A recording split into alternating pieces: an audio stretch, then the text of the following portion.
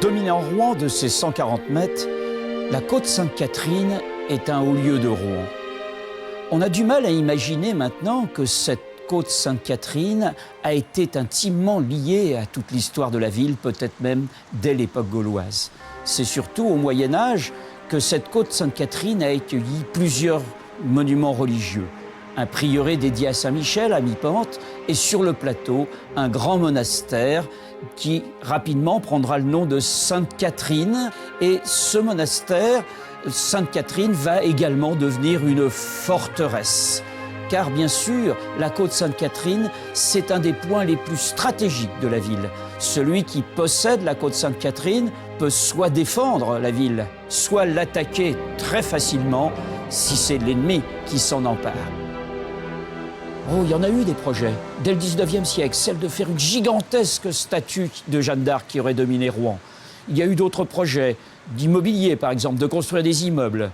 Heureusement, l'activité de plusieurs associations a permis de sauver cette côte Sainte-Catherine. C'est maintenant un milieu protégé.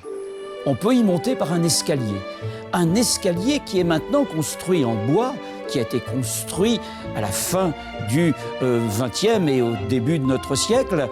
Cet escalier de bois est le souvenir d'un escalier qui avait été construit au début du XIVe siècle par Enguerrand de Marigny.